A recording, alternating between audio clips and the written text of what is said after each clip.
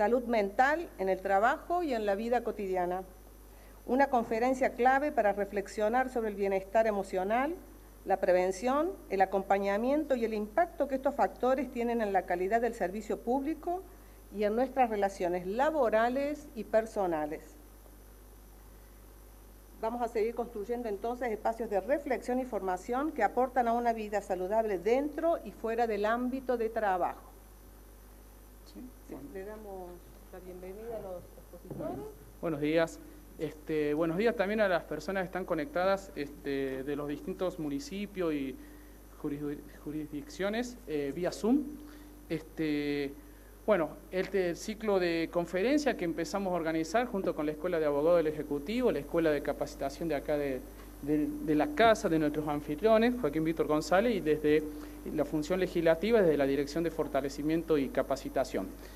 Hoy tenemos el último encuentro de este año, el quinto encuentro, ¿sí? Bueno, y la temática elegida para sellar, digamos, el ciclo por este año es salud mental, y nos van a acompañar abordado de distintas maneras, ¿sí? Nos acompañan hoy el licenciado Walter Flores, la doctora Viviana Fuentes Juárez, el doctor Jorge Guillén, el doctor Diego Yomanasi y la licenciada Lucía Yau. Así que bueno, damos inicio. Muchas gracias por asistir acá, muchas gracias por asistir vía Zoom. Vamos a estar atentos por alguna consulta vía Zoom, así cualquier consulta que tengamos vía Zoom los vamos a interrumpir a los disertantes, así para ir interactuando con ellos. Igual aquí en la sala, cualquier consulta que surja, levantamos la mano y lo podemos hacer. La idea es hacerlo esto hacia menos, así que sea una conversación más que una mera disertación. Así que, bueno, muchísimas gracias y comenzamos. Doctor licenciado. Buenos días a todos. Gracias a los organizadores. Creo que es un buen momento para reflexionar sobre lo que significa la salud mental. Y en este caso lo vamos a hacer desde lo que ha significado la última reforma de la Constitución en nuestra provincia, que ha incorporado dentro de los derechos la salud mental. Gracias a los que nos acompañan en el panel. Y rescato que el hecho de poder hacerlo desde este escenario en donde varias funciones del Estado están interactuando es muy bueno, porque significa poner en agenda un tema que por allí no se habla de manera sostenida y quizás con el criterio adecuado. Yo soy más allá de la vida política, mi título original es licenciado en psicopedagogía y siempre he luchado porque la salud mental esté en la agenda de todos, y particularmente de los niños, de los jóvenes, de la familia, en los medios de comunicación y hoy en las redes, ¿no? Por lo que está muy bueno esta iniciativa de poner en valor. Y les recuerdo que, bueno, la Constitución nuestra fue reformada en este último periodo, concretamente la ley 10.609 fue la que posibilitó esta reforma, que tuvo algunas innovaciones respecto de lo que han sido los procesos anteriores de reforma. La primera es que nos eligieron por voto de cada uno de los departamentos, lo cual a nivel político y social fue importante, porque las últimas reformas habían sido a lista única, y creo que ha sido importante la participación de cada uno en función de la representatividad del departamento. A mí me tocó presidir la Comisión de Educación, Salud y Deporte, y pudimos realizar un trabajo con mucha gente del quehacer de cada uno de esos espacios. Y había un capítulo que finalmente se terminó sancionando, que es el tercero, dedicado a educación, salud, cultura y deporte. Y se pudo plasmar en lo que es el texto, concretamente en el artículo 69, el derecho a la salud, y en ese derecho a la salud se incorpora lo que es la salud mental. Y esto que antes era como una cosa muy lejana o muy terapéutica, quizás, le pudimos dar un enfoque que considere a la salud mental desde la faz preventiva. Queda ahora en las instancias por parte de la legislatura, del Poder Ejecutivo, en sus distintas dimensiones, sea provincial o municipal, el plasmarlos en políticas activas, esto que estamos conversando, y que no quede solamente en una cuestión declamatoria y luego remedial. Pongo mucho énfasis en esto de lo preventivo porque creo que como sociedad, si conseguimos poner en agenda el tema de la salud mental, seguramente vamos a tener mejor calidad de vida, seguramente tendremos mejores expectativas de vida para la nueva generación. Si repasamos los medios de comunicación de estos últimos días, o las redes, vamos a ver de que muchos de los hechos que han trascendido son producto quizás de una falta de prevención en lo que es, o de tratamiento en tiempo y en forma de aspectos referidos a la salud mental. Casos de filicidio, seguidos de homicidio, casos de gente que teniendo responsabilidades en el área de seguridad intenta ingresar en el IRS acá, en el ex-IRS, en un vehículo, o distintas agresiones que a diario vemos en cada uno de los aspectos de la vida cotidiana, o un cierto estado de, llamémosle, violencia de distinto tipo, que quizás se pueda realizar prevenciones y tratar de que se sostenga una calidad de vida para todos, y en particular en el caso nuestro para los riojanos. Y en ese sentido, la Constitución abre las puertas para eso. Y seguramente en el 2027, cuando se elijan los constituyentes municipales, porque bueno, la Constitución actual nos prevé que cada municipio debe tener su carta orgánica, también poder, introducir como tema lo de la salud mental, la salud en general y la salud mental en particular, por lo que, es un tema para irlo analizando, ponerlo en agenda, revalorizarlo, porque en general también se da, y esto ya es una opinión, un proceso de demasiada unitarización, para definirlo en términos políticos, en donde, en particular en el interior, es donde más se sufre la falta de prevención en lo que es la salud mental.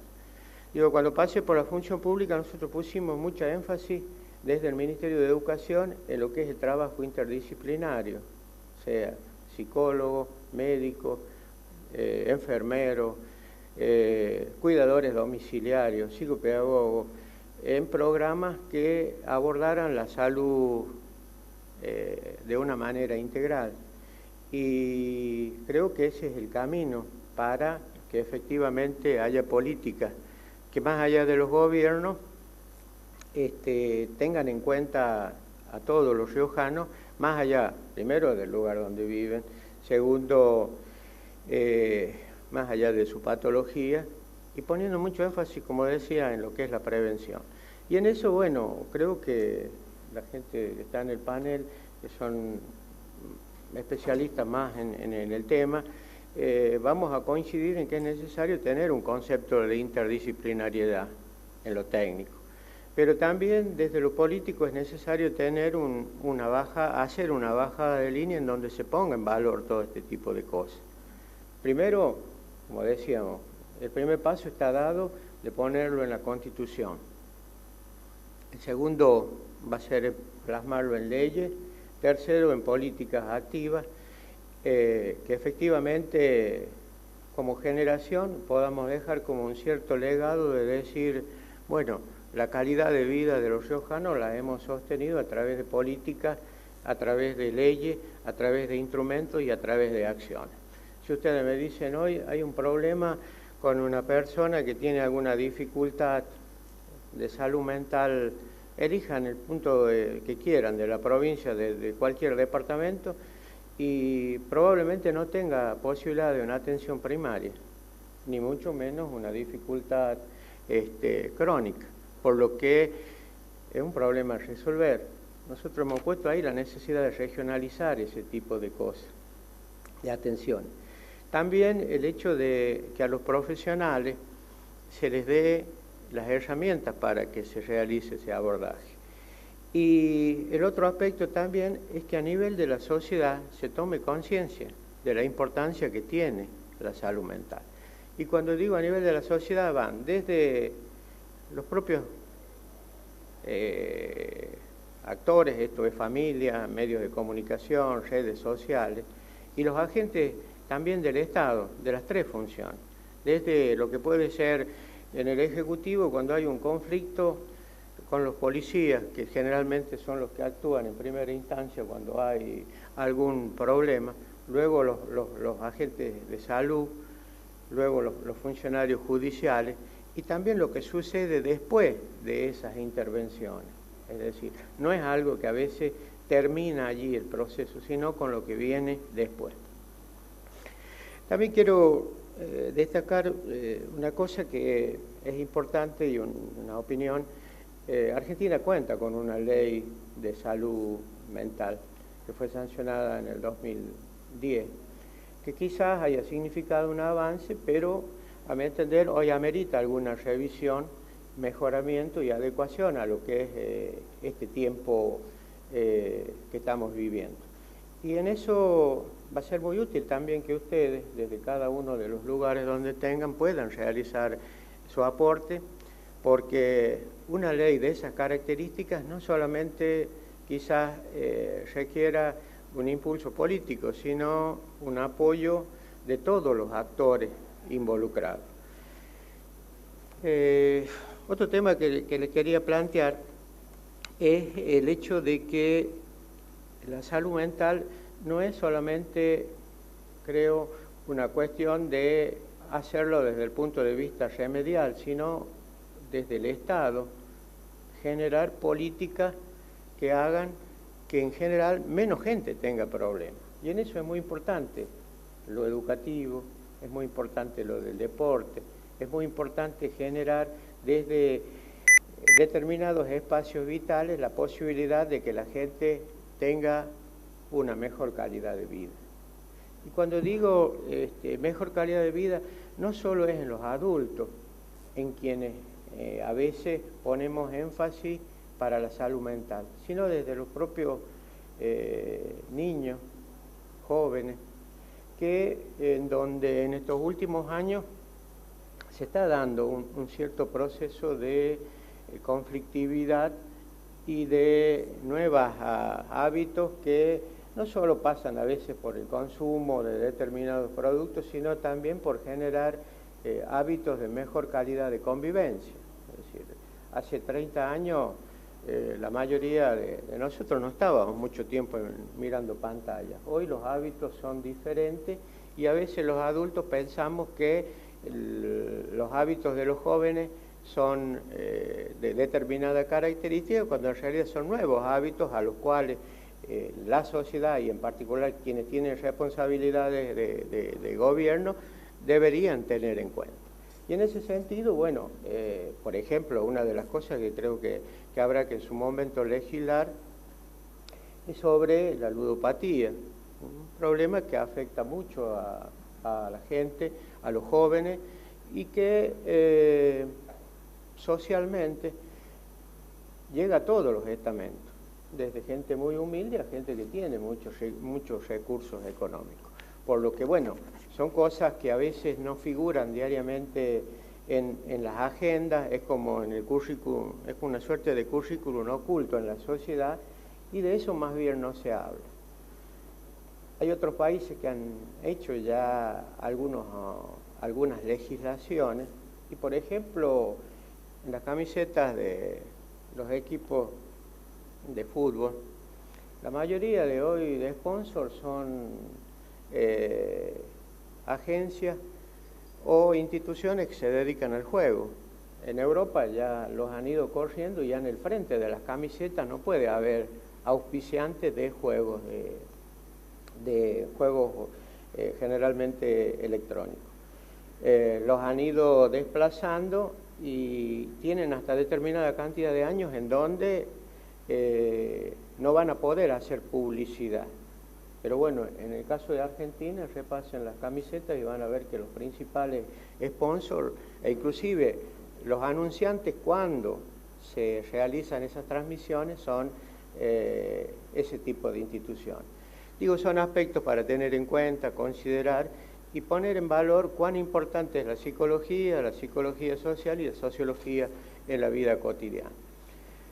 Y el último aporte que quiero comentarles y socializarlo es el hecho de pensar en que en la salud mental tenemos que formar a todos, desde lo que puede significar un funcionario judicial de cualquier rango, lo decía hace un rato con lo que pueden ser los policías. También pasa lo mismo con los docentes, es decir, de formarlos en el sentido de tener un sedimento que permita realizar un abordaje de estas problemáticas de una manera adecuada. Y a nivel profesional también fortalecer lo que es un paradigma de trabajo interdisciplinario de todos los actores de la sociedad. Por eso celebro y me gusta estar con gente que está en el tema, de la cual seguramente voy a aprender también, y poder transmitirles a ustedes esto, que desde lo que significa la Constitución de la provincia de La Rioja, con la última reforma, la salud mental tiene un espacio. Quedan desafíos por hacer, cada uno desde su lugar lo podrá concretar, y como generación, creo que si conseguimos a 40 y un poco más de años de vigencia del sistema democrático, poner en agenda y luego plasmar en políticas concretas, no solamente declamatorias, este tipo de cosas, seguramente tendremos mejor calidad de vida, un mejor sistema democrático y seguramente también nosotros psicológicamente nos sentiremos un poco mejor, como que hemos aportado algo a cada uno de los riojanos. Muchas gracias.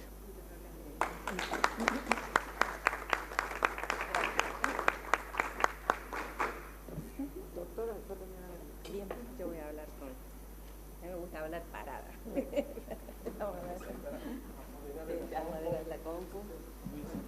Bueno, yo voy a darla así parado porque me gusta caminar y que, bueno, nos veamos. Gaby, cuando vos digas. Viviana Fuente Juárez.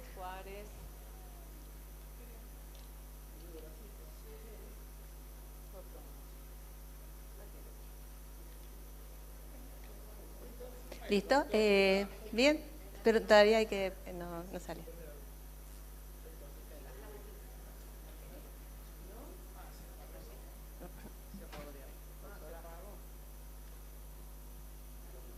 No, pues se apagó allá, mira. Es allá, me parece. Ahí está apagado.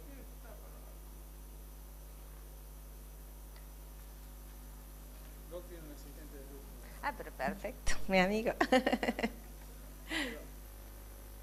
Bueno. Sí, no hay problema. Por mí no hay problema.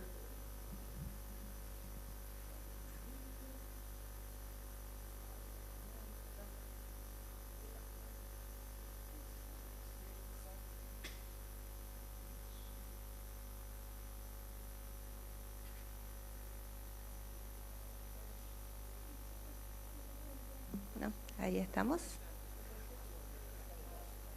Sí, capaz que podemos bajar un poquitito la luz. Bueno, buenos días a todos. Es un placer estar con ustedes. Mi nombre es Viviana Fuentes Juárez, soy médica pediatra y soy la única referente en el país del Instituto de Genética Español, Genomic Genetics International. Hoy los vengo a invitar a un desafío, a mirar la medicina con otros ojos, a explorar un nuevo territorio, que es la medicina genómica. Vamos a hablar de la innovación a la prevención personalizada. La próxima. ¿Qué es la medicina genómica? La medicina genómica es aplicar los datos de nuestro genoma en la práctica diaria, en el consultorio, en el día a día, con fines preventivos, pero también quienes ya tienen una patología, podemos instaurar, primero hacer un diagnóstico mucho más específico e instaurar tratamientos personalizados, y con esto obtenemos, por supuesto, mejores resultados y por lo tanto una mejor calidad de vida. La próxima. Cuando nosotros hablamos de medicina genómica, hay dos términos que serían importantes que los conozcamos. Uno, ¿qué son los polimorfismos genéticos? Y otro, ¿qué es la epigenética con sus mecanismos epigenéticos?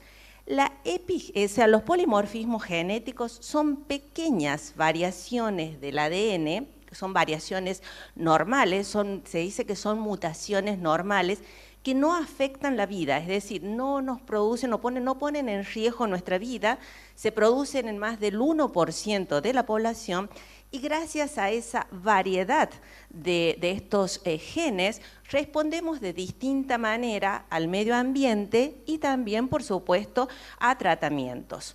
Los factores epigenéticos son factores que van a estar afuera de nuestro genoma, pero que van a afectar cómo se expresan nuestros genes. Y esos factores epigenéticos son varios, pero bueno, alimentación, suplementación, actividad física, estrés. La próxima.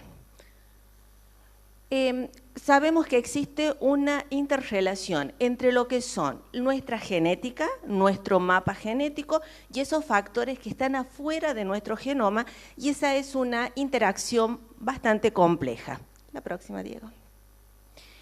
Ahora bien, ¿qué son los mecanismos epigenéticos? Los mecanismos epigenéticos son mecanismos que se producen afuera de nuestro genoma, pero que afecta cómo se expresa nuestro genoma. Hay tres fundamentales mecanismos epigenéticos, pero hay uno que es particularmente importante y que yo lo coloqué acá, y que es la metilación. ¿Qué es la metilación? La metilación es como el switch de la luz, que enciende y apaga genes. Esto es lo que nos permite que una misma célula, que tiene el mismo ADN, porque es nuestra huella genética, una se convierta en células de ojo y la otra sea célula de intestino, por ejemplo. Cuando se une el óvulo y el espermatozoide, se produce, se desmetila completamente esa célula. Esa nueva célula se desmetila, pero luego viene en base a lo que se llaman patrones que son heredados de mamá y papá, una remetilación. Entonces heredamos esa forma en que se remetilan estos genes y hasta por 3 generaciones posteriores. La próxima, entonces decimos que el mecanismo epigenético, lo que hace los mecanismos epigenéticos son encender y apagar genes. Ahora bien, vamos a hablar un tema muy importante en lo que es la salud mental, que es la farmacogenética. ¿Qué es la farmacogenética? Utilizar o aplicar la genética, cómo influye en la respuesta a los medicamentos. Y esto es particularmente útil para quienes trabajan sobre todo con este tipo de medicamentos que son los utilizados en patologías o trastornos o desafíos mentales. Existen, sabemos que nosotros metabolizamos de distinta manera los medicamentos. Podemos ser, la próxima, eso va a depender de cómo funcionan nuestras enzimas, es decir, la cinética enzimática. Podemos metabolizar un medicamento en forma normal, pero podemos metabolizar un medicamento en forma lenta, en forma intermedia, en forma rápida o ultra rápida. Es decir, y esto tiene especial interés en cómo cada organismo metaboliza distinto un mismo medicamento, y esto depende de nuestros genes. Existen, la próxima, varias vías, que son las vías de cinética enzimática, y nosotros decimos que si tenemos un determinado medicamento y nosotros lo metabolizamos en forma normal, podemos aplicar las dosis indicadas porque vamos a tener un rango terapéutico correcto. Ahora bien, si nosotros tenemos que para ese medicamento nuestra cinética enzimática actúa muy rápido, no vamos a llegar nunca a las dosis adecuadas, probablemente, y tengamos que subir mucho las dosis que están indicadas o las dosis que sugeridas, y muchas veces podemos tener un fallo terapéutico. Luego, si nosotros somos metabolizadores intermedios, lo ideal es comenzar con la mitad de dosis sugerida para ese medicamento. Y si somos metabolizadores lentos, lo ideal es no utilizar ese medicamento, reemplazarlo por otro, pero que se metabolice por otra vía, porque si doy un medicamento que se metaboliza por la misma vía, voy a obtener el mismo resultado. Hay hay varias vías, pero hay una vía, la próxima, que es particularmente importante, sobre todo en este tema, que está relacionado con la oxidación de los medicamentos y que se produce a nivel de hígado, que es la vía de la citocromo P450, que seguramente los colegas lo manejan bien. Pero sabemos que dentro de esta vía vamos a estudiar, nosotros estudiamos básicamente una que es muy importante, que es la CYP2D6. Esta CYP2D6 se considera que el 48% de la población son metabolizadores normales, pero hay un 7% de la población que es metabolizadora rápida o ultra rápida. Luego tenemos un 35% de la población es metabolizadora intermedia y un 10% de la población es metabolizadora lenta. Si nosotros la próxima vemos cuáles son los medicamentos que se metabolizan por esta vía, vamos a ver que existen muchos antidepresivos, antipsicóticos, beta bloqueantes, los que utilizamos también para la tos, la codeína, los que utilizamos muchas veces para el vómito, la metoclopramida. Entonces, si nosotros sabemos esto, podemos inferir que si una persona metaboliza rápidamente estos medicamentos y yo le estoy dando medicamentos que se metabolizan por esa vía, ya sea como un antidepresivo, un antipsicótico, por ejemplo, ese 7% de los metabolizadores rápidos, lo más probable es que no llegue yo a las dosis terapéuticas, que tenga un fallo terapéutico. Y esto es lo que muchas veces se explica por qué una persona responde bien a un medicamento y por qué otras no lo hacen. Pero acá lo más importante también a tener en cuenta son aquellos que son metabolizadores intermedios o lentos, en donde podemos tener efectos tóxicos para ese medicamento a las dosis habituales. Y los lentos, lo ideal es no dar este tipo de antidepresivos o antipsicóticos que se metabolizan por esta vía. Existen otras vías de metabolización que también las estudiamos, la próxima, que son básicamente la CIP, la 2, la C19. En este caso tenemos que la mayoría de la población, el 66%, es metabolizadores normales. Metabolizadores ultra rápidos, solamente un 5%, pero sí tenemos un 29% entre lo que hacen los metabolizadores lentos y los metabolizadores intermedios. ¿Y cuáles son los medicamentos que funcionan por esta vía? Son varios, pero yo les hice hincapié en el diazepam y en los inhibidores de la bomba de protones, el omeprazol, el lansoprazol. Entonces, cuidado cuando indiquemos este tipo de medicamentos. La próxima vía que nosotros estudiamos, que también es dentro de la citocromo P450, es la CIP2C9, en las cuales tenemos que existen metabolizadores ultra rápidos, son muy pocos. Solamente en una población de Corea se pudo encontrar algunos metabolizadores ultra rápidos, pero el resto son metabolizadores normales, pero sí tenemos aproximadamente un 41% de metabolizadores intermedios y de metabolizadores lentos. Y bueno, y en este caso tenemos tenemos algunos, sobre todo el ibuprofeno, eso quería que ustedes lo vieran porque es un medicamento que se indica muy frecuentemente, nosotros como pediatras los indicamos. Y la verdad es que si tenemos un 41% de la población que son intermedios o lentos, cuidado cuando lo indiquemos, sobre todo por tiempo prolongado, a las dosis que estamos habituados a indicarlas. Se considera que un 38% de la población debiéramos darlo a mitad de dosis o tal vez un poco menos, y obviamente si bien es muy poco, un 3%, pero un 3% para una persona metabolizadora lenta es un 100%. Existen también otra vía que yo no la coloqué acá porque me parecía que ya era muy largo, que es la vía de la NAD, que ya no funciona o no va por la citocromo P450, pero sí es una vía importante para el metabolismo del clonazepam. La próxima, por favor. Entonces, nosotros, si conocemos, ahora esto parece muy difícil y ustedes me dicen, pero doctor, esto es sumamente difícil, ¿qué hacemos con esto? Existen guías que si nosotros sabemos cómo es nuestro genoma, cómo funcionan esas vías metabólicas, cómo estamos codificados genéticamente para esas vías metabólicas, ¿qué hacemos? Existen guías, que son guías que están al alcance de todos, en donde buscamos el medicamento. Si sabemos cómo es nuestra genética, cómo metabolizamos ese medicamento, vamos a esta guía, vemos qué tipo de metabolizadores somos, si estamos codificados para una metabolización normal, lenta, intermedia o ultra rápida, y a partir de ahí ya están explicadas las guías clínicas en cómo aplicar cada medicamento según cada persona.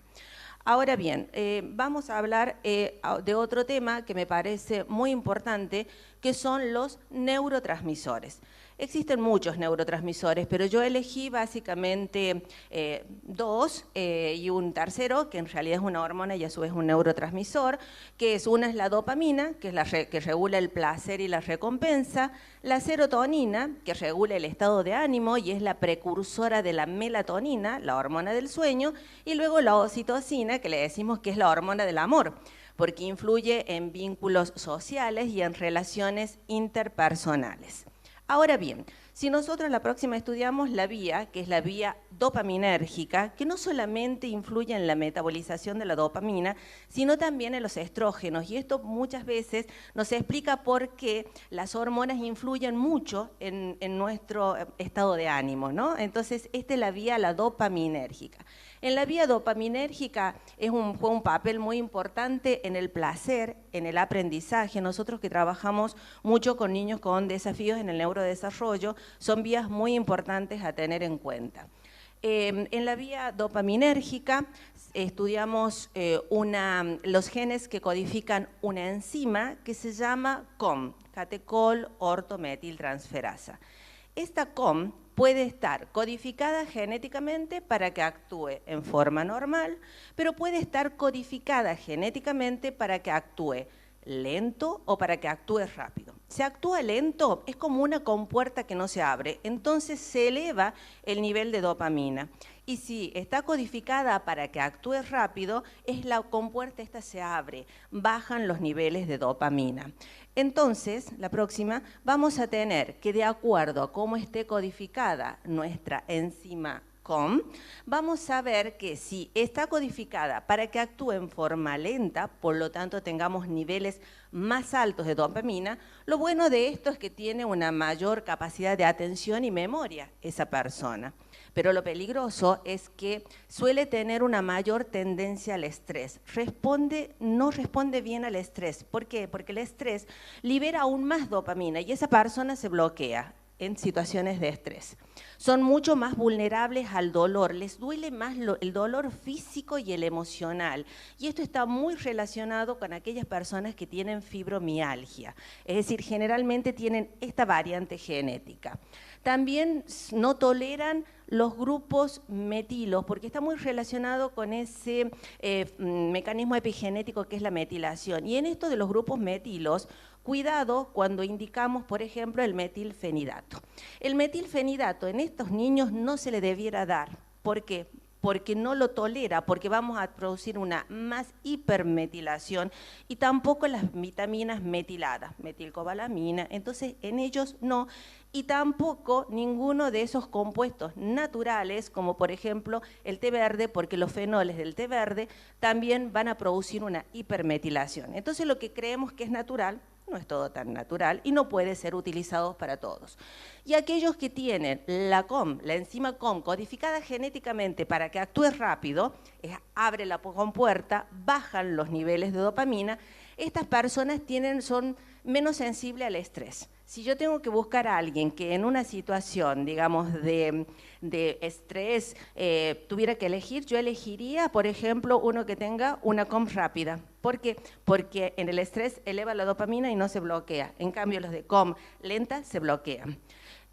Tienen un mayor umbral al dolor, pero cuidado con ellos, tienen buenas respuestas a las anfetaminas, cosa que los que son COM lenta no tienen buenas respuestas a anfetaminas.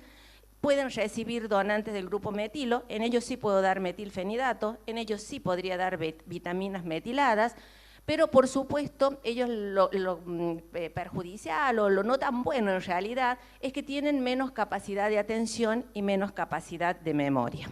La próxima. Otro de los neurotransmisores que estudiamos es la serotonina. La serotonina, estudiamos los receptores, los que transportan la serotonina, pero hay una enzima que yo voy a hablar de ella, que es muy rápidamente, que es la MAO y la MAO-A, porque tiene la mayor sensibilidad o efectividad en la regulación de la serotonina. Así, por ejemplo, lo mismo que sucedía con la COM, la MAO puede estar codificada para que actúe lenta o para que actúe rápida o en forma normal. La próxima.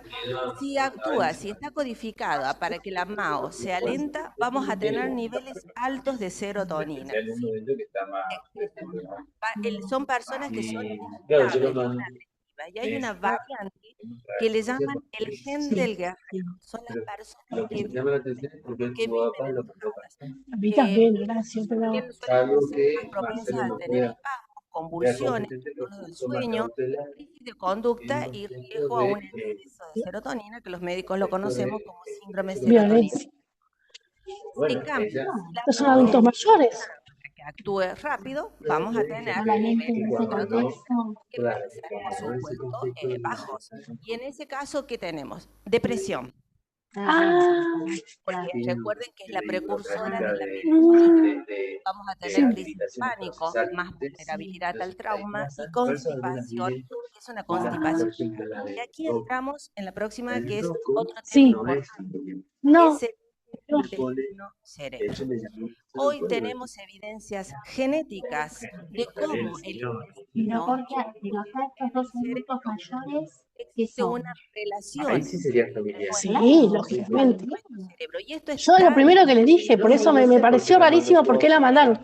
También, pero también dije no pueden irse con microbiota intestinal, cómo favorece o no. Divina, ni menores ni capaces, le dije. Sí. Vamos a ver que existe. Encima me hacía chiste y me decía, tengo 15 años. Todo divina, Mabel. ¿Hablaste con Marcelo que está trabajando? Se llaman probióticos, pero en realidad hoy hablamos de psicobióticos. Pero me dijeron que estaba trabajando, buenas, que van a ayudar a producir neurotransmisores, algunos son estimulantes y otros son inhibidores, disminuyen la ya los mandamos a la comisaría de la familia. Sabemos que si hay inflamación el caminito, pero hay inflamación en fue todo lo que le fui diciendo. Es más, usted no es ni capaz, no es ni menores ni capaz. Importante. Por eso hoy hablamos de la nutrigenómica, es la nutrición a nuestros genes. Yo quería que se vayan con la mano vacía. Y también hablamos de ahí está el hecho de que no está la chica de mesa entrada. No podemos dar un probiótico o un psicobiótico cualquiera, porque funcionan de distinta manera. Así, por ejemplo, el Rhamnosus disminuye la ansiedad y mejora la conducta social. Un Infantis aumenta la serotonina y por lo tanto me va a regular el sueño. Un Frágil restaura la barrera intestinal y disminuye la inflamación. Es decir, elijo el psicobiótico específico según nuestros genes y según, por supuesto, lo que nosotros queremos lograr en ese paciente o en esa persona. La próxima. Existe hoy un psicobiótico que está ganando mucha relevancia en todo este tema de salud mental y sobre todo en los que son trastornos o desafíos del neurodesarrollo, en TEA, en TDAH, que es el Plantarum PS128. Existen numerosos trabajos, la verdad que ¿A estamos quién? teniendo muy buenos Sentate. resultados, reduce la ansiedad Quiero y los saber esto y no quiero estrés. ser reiterativa de lo reiterativo de lo Muchos reiterativo. los chicos que tienen TEA Me y pone mal TDAH la reiteración de las y cambian reiteraciones. en su Sentirme memoria, que estamos hablando de la convención del ayuda derecho a del la niño, producción de de la GABA, aumenta convención. la producción de GABA y disminuye la fatiga crónica Bueno, y la niebla mental. Es realmente uno de los así fueron enseñados psicobióticos en torno a los que principios. más relevancia está ganando en ¿Tus el hijos ya están campo terminando la ahora de escuela? lo que es la salud mental. Así entonces, llegamos a la conclusión de que la genética, ¿qué nos da? Nos da el mapa. La epigenética nos marca el camino, nos dice por dónde ir, por dónde no ir. Y la No, intervención clínica la mía terminó adecuada ya, pero va a ir esta semana. es el destino de Ya una terminó, pero va a ir persona. esta semana porque no va a extrañar a sus La próxima, compañeros. Diego, eso Ya es está. todo lo que les Sí, quería igual comentar. dijeron, no vengas más. O sea, Muchos otros temas que podemos tratar, pero por el sí, tiempo viste que algunos no, igual le dijeron, está todo bien, pero hasta el posible lunes la no vengas. exposición. Así que muchas gracias. El lunes no vengas.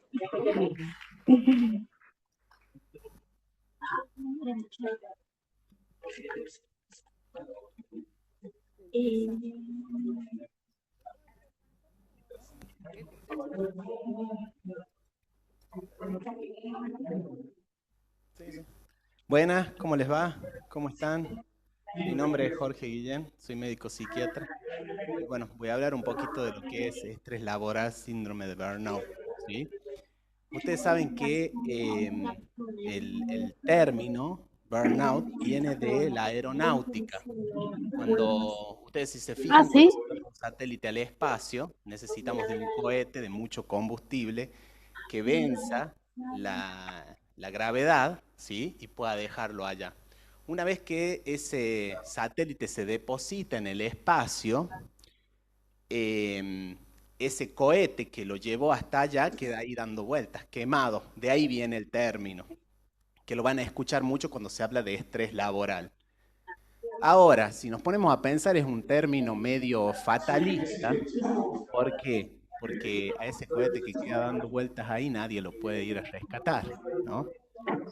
En cambio, a los seres humanos sí.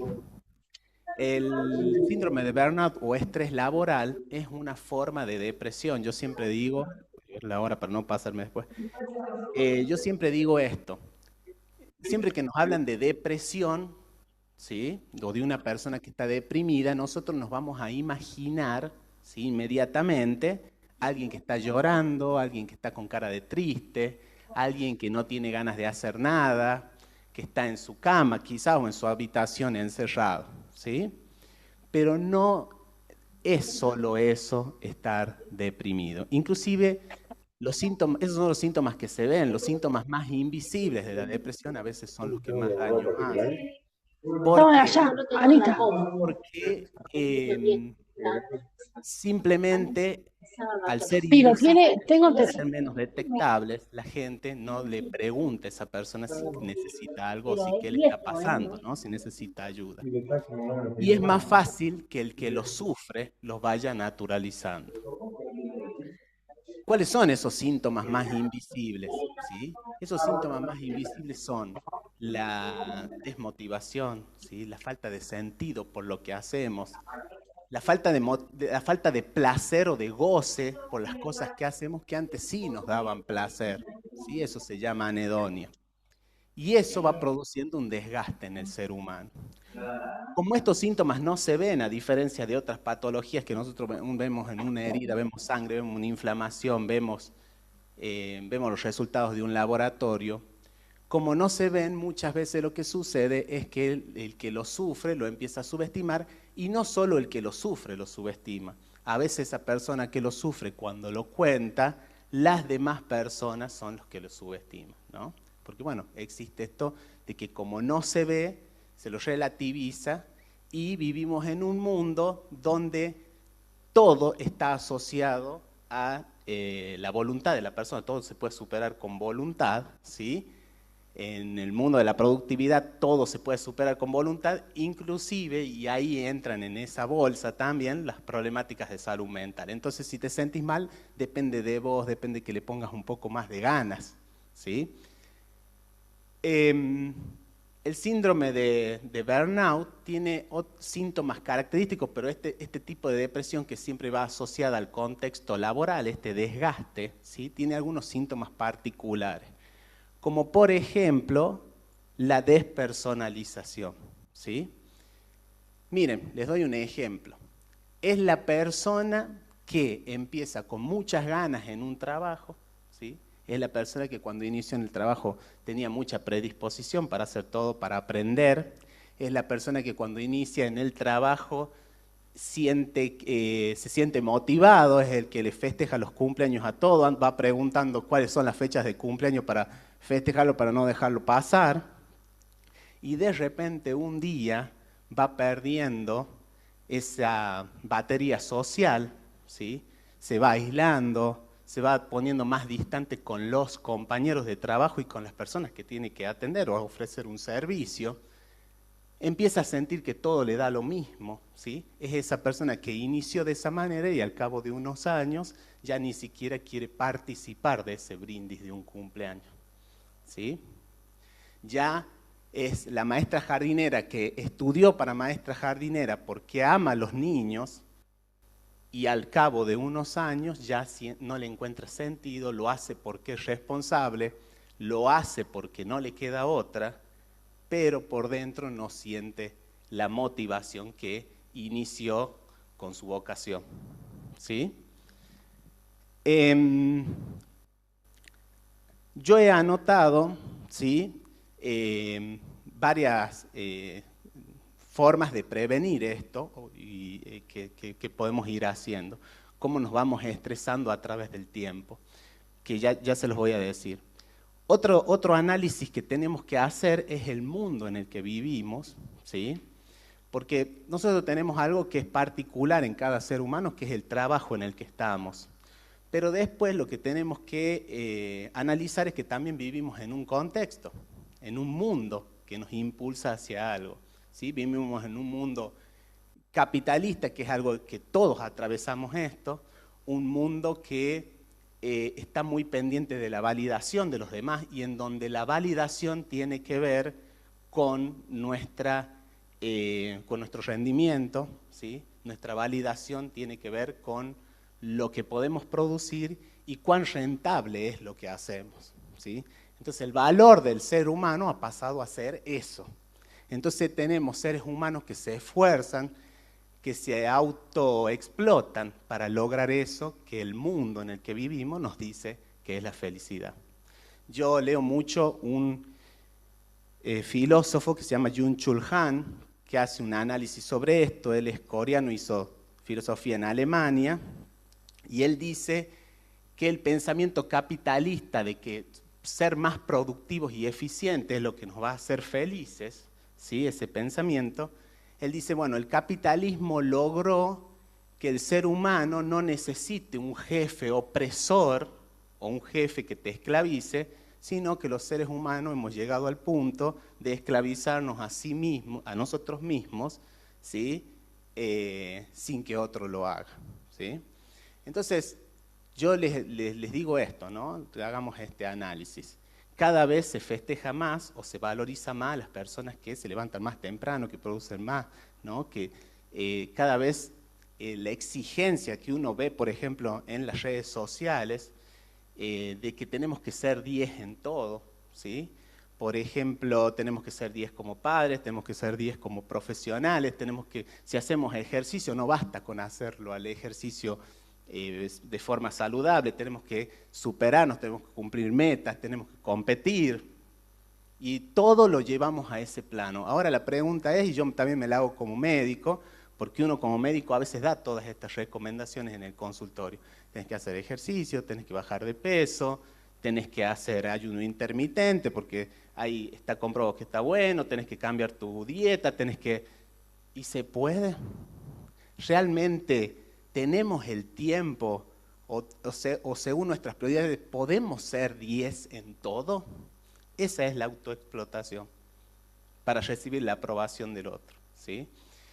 Miren, esta presión del contexto y del mundo ha llevado a que siempre, bueno, los índices de depresión y de estrés más notorios eran en la edad adulta, ¿sí? En los adultos mayores. Y donde menos estaba esto, donde menos se veía eran los adolescentes. Los adolescentes han aumentado mucho la depresión por este motivo. Nosotros los seres humanos tendemos a compararnos porque es una conducta que nos sirvió en nuestra evolución, compararnos con los demás. ¿Por qué? Voy a dar este ejemplo, a ver. Si en el Paleolítico, cuando vivíamos en tribu, supongamos el doctor Romanazzi era el líder de la tribu, entonces uno iba a decir, bueno, ¿qué tengo que copiarle al doctor Romanazzi para yo ser aceptado por el resto de la tribu el día de mañana y ser el líder de la tribu? ¿Qué tiene de bueno él? ¿Sí? Que lo ha llevado a esa aceptación. Como así también nos comparábamos mucho por los defectos de las otras personas, del que no fue aceptado por la tribu para no hacer eso. O sea, me siguen hasta ahí, ¿verdad? Bueno, eso es innato en el ser humano y lo hemos hecho millones de años en la evolución. Hoy lo que nos sucede con las redes sociales, que también tiene que ver con el contexto en el que vivimos, es que esa comparación, ¿y por qué afecta más a los adolescentes? Porque es menos capacidad de reflexión.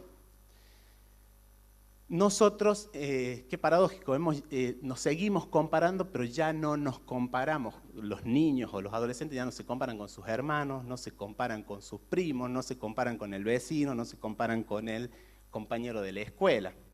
Entonces hay un estrés que se agregó al ser humano en este último tiempo. ¿Y cuál es? Es que nosotros abrimos una red social, por ejemplo el buscador de Instagram, vieron que te puede aparecer gente de cualquier lado del mundo, y vos abrís eso y decís, y es un factor más para el burnout, ¿no? Porque yo puedo haber estado, no sé, me he formado, he trabajado, uno dice, bueno, hago todo el mérito para llegar a esto que me dice el mundo, que es, ¿no?, la felicidad, para que todos me aprueben, para ser parte de la sociedad, y ves aquí y decís, che, salís del trabajo cansado y decís, che, me maté hoy y no llego a esto. ¿Sí? Esto que estoy viendo aquí, ese cuerpo que veo ahí, que es socialmente aceptado, el parámetro de belleza que me impone el mundo, no llego. Ni aunque me internen en un quirófano directo, no, iba a decir un gimnasio, ¿no? Che, ¿no les da la sensación que miran el buscador de Instagram y dicen, che, están todos de vacaciones menos yo? ¿Qué onda el laburo que tengo? ¿No? Esa comparación va erosionando, ¿sí?, la autoestima de todos, especialmente de esa persona que ya se siente estresada por su trabajo. Es un factor más. ¿Por qué? Porque yo al ver eso puedo llegar a tener la sensación de decir, che, pucha, y todo mi esfuerzo no está valiendo la pena, porque no llego a esto, ¿no? Imagínense, más duro quizás, cuanto más lejano lo vemos, qué sé yo, por ejemplo, jóvenes o adolescentes que viven en el interior de la provincia, ¿no? Ven esto y dicen, es mucho más alejado. Ese ser humano que se autoexplota, ¿no? Pero también hay otro factor que hay que analizar. A veces nos autoexplotamos por esto, por este mensaje, que estamos todos insertos en eso, tenemos que lograr objetivos, tenemos que lograr cosas materiales, pero esa es nuestra cultura. Hay culturas en el mundo que van hacia otra cosa y también son felices, el minimalismo, el meditar, ¿sí? Pero nosotros tenemos otro camino y también no juzgo porque a veces las personas viven en una vorágine y en una maratón, no porque sigan esta línea de pensamiento, sino porque a veces no nos queda otra, ¿sí? Digamos, también vivimos en una situación en la que todos necesitamos, para poder sobrevivir, tener 2 trabajos y no te queda realmente tiempo, doctor, no me queda tiempo para ir a trotar, porque tendría que disminuir horas de sueño, y también es malo disminuir horas de sueño, ¿no? Pero esto es algo que nos pasa a todos. Todos, miren, y lo voy a ir haciendo para cerrar. Los seres humanos, tengo 10 minutitos ahí.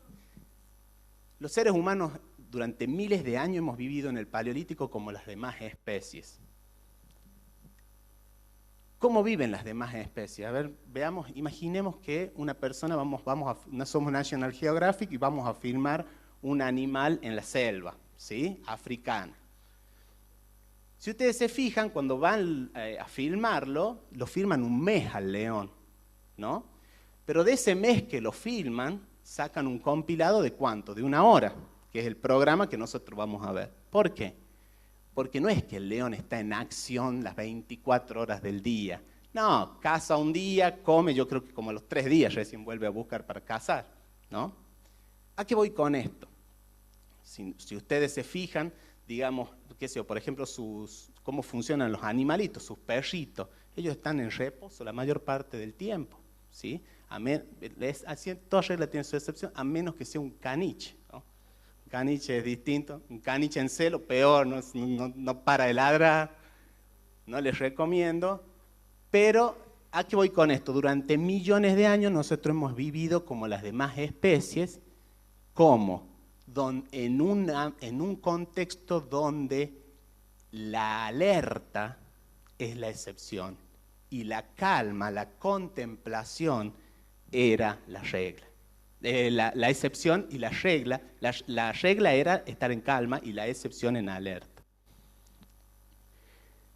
Nosotros, en los últimos 50 años, los seres humanos, hemos logrado revertir eso, ¿sí?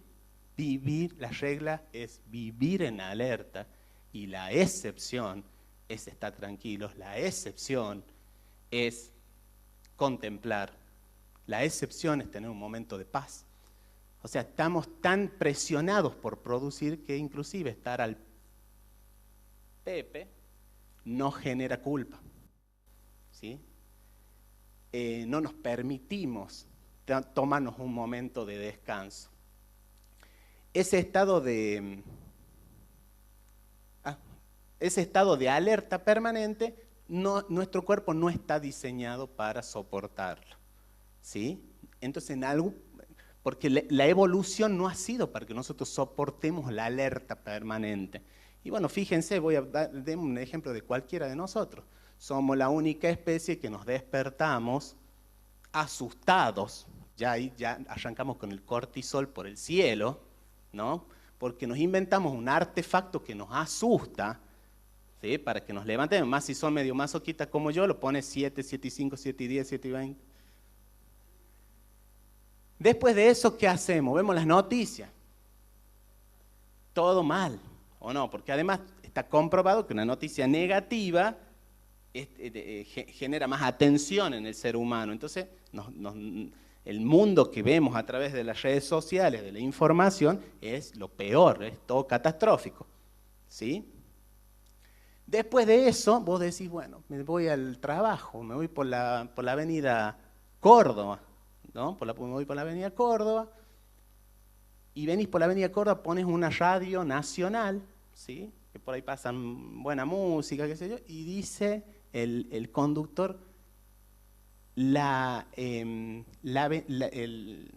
autopista panamericana en Buenos Aires está cortada por piquete, ¿no? Y vos decís, no, Dios, en este país no se puede vivir, ¿no? Pero hermano, están hablando de una avenida en Buenos Aires, vos estás en La Rioja, pero nos afecta, ¿o no? ¿Vieron? El algoritmo en algún momento a mí me sugería muchas noticias que tenían que ver con la guerra de Ucrania o la guerra de Rusia y me iba a dormir mal. Y vos decís, bueno, ¿para qué estoy consumiendo esto si yo, que soy católico, lo máximo que puedo hacer es hacer una oración y rezar para que eso mejore? Más no puedo hacer y cómo me afecta leerlo, ¿no? Pero lo hacemos. Y así todas las presiones que tenemos en el día, que le vamos sumando a la mochila, ¿no? También debería hacer esto otro, el debería y el debería. Entonces, para cerrar, ¿qué podemos hacer para luchar contra esto? Para prevenirlo, ¿sí? Lo primero, buscarnos una agenda, ¿sí? Si ustedes van a un psicólogo conductual, lo primero que les van a decir, cómprese usted está anotando todo lo que tiene que hacer. ¿Por qué? Porque el tiempo de nuestra imaginación siempre es más extenso que el real. Entonces, vos decís, bueno, hoy tengo día libre en el trabajo. Voy a ir al banco, voy a ir a pagar tarjeta naranja, voy a ir a ver una ropa porque no tengo un jean, y después me voy a tomar un café, ¿no? Qué ingenuo, ¿no? Pues son la 1:45, todavía no ha salido del banco. Lo peor es que ya te frustras con lo que no hiciste. Entonces, para eso es la agenda, para que uno tenga una medida real de lo que vamos haciendo, porque después nos frustramos cuando hay algo que lo hemos programado y no lo pudimos hacer. Porque el ser humano tiene esta tendencia. Si tenemos que hacer 25 cosas a lo largo de un día y solo hicimos 22, cuando nos vamos a dormir, ¿en qué vamos a estar pensando? En esas 2 que no hicimos y no en todas las que sí hicimos, ¿sí? Entonces hay que tener la agenda, y de la agenda hay que tachar lo que no es debido a muerte, ¿sí? Entonces, hoy me tenía que cortar el pelo, no llego. ¿Es debido a muerte enojarse por eso? Pero una vez, si lo programamos y no lo pudimos hacer, sí nos vamos a frustrar mucho. Ahora, hay algo que todos los seres humanos repetimos, es que cuando nos falta tiempo y tenemos que tachar algo, lo que tachamos generalmente es lo que nos gusta, lo recreativo, lo que le da sentido a nuestra vida. Entonces, estuve esperando mucho tiempo para tener tiempo para hacerme lugar, para ir a aprender un instrumento, para ir al gimnasio, para ir a correr, para ir a cerámica, y resulta que cuando me falta tiempo, lo primero que tacho es eso. Ahora yo les digo una cosa, cuando uno hace lo que le gusta en algún momento del día, al final del día, lo más probable es que digamos, bueno, hoy me faltaron un montón de cosas, pero hice lo que me gusta, ¿no? Ahora, cuando no hiciste lo que te gusta, muchas veces fuiste muy productivo, hiciste todo lo que el mundo te pide para pertenecer, y te vas a dormir diciendo, hoy no hice nada por mí. Y hay gente que esto no lo hace un día, lo hacen años, pasan años, a veces pasa la vida en donde uno no se hace lugar para uno. Entonces ahí es donde vas perdiendo el sentido y la motivación, ¿sí? Y te vas frustrando. Otra cosa que tenemos que hacer es evitar la multitarea, que en realidad la culpa nos lleva a la multitarea. Entonces hago 2 cosas al mismo tiempo para sentir que voy ganando tiempo. Entonces me siento a leer un libro el sábado, pero voy a poner el lavarropa porque no me cuesta nada, ¿no? Pongo el lavarropa, volvés, pero voy viendo un mail mientras leo, o te sentas a ver una serie y decís, mientras veo la serie puedo ir contestando los mensajes, ¿no? Bueno, evitar la multitarea. Hay un estudio que hizo esto. Además, nosotros cuando pasamos de una tarea a otra, después demoramos entre 10 y 15 minutos en focalizarnos totalmente en la tarea nueva. Esto, miren, se demostró muy fácil. En un trabajo donde las personas cargaban expedientes, justamente judiciales, durante una mañana de 6 horas a los empleados les dijeron, bueno, vamos a dividir la mañana en dos partes. La primera parte van a hacer rompecabezas, y la otra mitad van a llenar los expedientes. Y a otro grupo le dijeron, no, cada 20 minutos van a hacer rompecabezas, 20 minutos llenar el expediente, 20 minutos rompecabezas, 20 minutos... Bueno, ¿cuál creen de los 2 grupos que fue 300% más efectivo y productivo? Los que dividieron la mañana en 2. ¿Sí? ¿Por qué? Porque el ir alternando nuestra atención nos hace improductivos, pero lo hacemos a diario porque vivimos con esa culpa interna de que tengo cosas pendientes que no pueden esperar, entonces voy haciendo todo al mismo tiempo. Es tremendo, ¿no? Porque es ese ser humano que Jin-Chul Han dice, prácticamente le quita el látigo al jefe y se está azotando todo el día solo. Otra cosa que tenemos que hacer es cuidar el sueño, ¿sí? Cuidar nuestro descanso, que eso tenemos que tratar de dormir las horas que son correctas. Hay muchos libros que te van diciendo, bueno, deberías aprovechar más el día. Hay un libro que se llama El Club de las 5 de la mañana. O sea, si no tenés tiempo durante el día, más o menos te dice, levántate más temprano, haz todo esto que te pide el mundo unas horas antes, ¿no? Tiene consecuencias gravísimas. Después, si quieren, damos una clase que tenga que ver con la higiene del sueño. La persona que se siente estresada con burnout, ¿sí?, deprimida, no es una persona que se sienta bien estando así, no es una persona que se sienta bien estando en automático, ¿sí? Está en automático porque siente que no puede más, porque es la manera que su cerebro va encontrando para sobrevivir y para que puedan pasar los días, ¿sí? Es la persona que tenía toda la predisposición y después va convirtiendo a los demás en objetos, pero porque es la única forma que tiene para sobrevivir en ese trabajo. No se siente bien consigo mismo haciéndolo de esa forma el trabajo. Es la diferencia, porque hay que decirlo, entre alguien que realmente, por ejemplo, puede pasar que alguien es vago y que no tiene ganas de hacerlo, y yo voy a mi trabajo y hago esto porque me siento bien haciendo eso, nada más. El que tiene burnout siente que está en falta, pero también siente, como toda persona deprimida, que no es que no quiera estar mejor, la sensación es de que no puede, ¿sí? Así que bueno, muchas gracias por la atención. Bueno, cuenten conmigo para una próxima clase, para si quieren que profundicemos algunos de estos temas. Muy amables, gracias.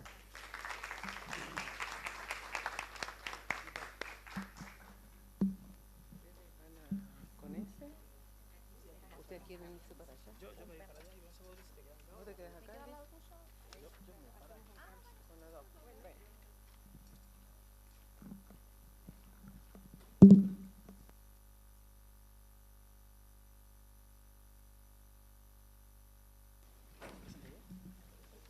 Bueno, ¿qué tal? Bueno, me voy a presentar yo.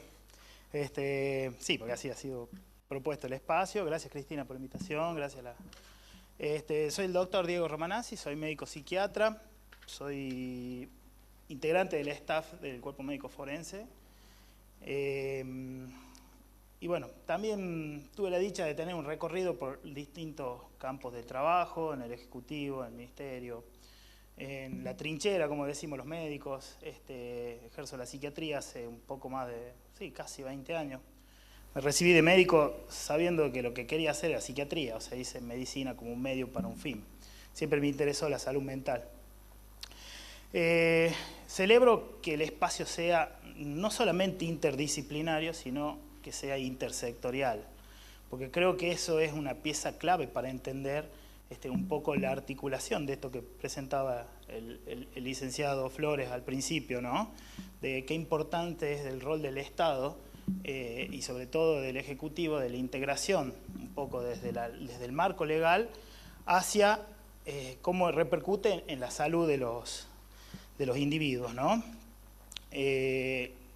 Y le escuchaba también a la amiga acá, Viviana, sobre un tema que digo, bueno, uno un poco tengo cierta ignorancia, ¿no? Porque es un tema que es reciente, que está dando que hablar, que se discute mucho en las redes sociales, pero que va avanzando con la neurociencia y después de escucharlo a Jorge sobre un problema tan real y tan actual, que bueno, nuestra propuesta desde la Dirección de Psiquiatría y Psicología Forense, con la cual trabajo con la licenciada Lucía Rau, que es una colega que me enseña mucho, siempre lo reconozco porque tiene mucha trayectoria en el fuero judicial.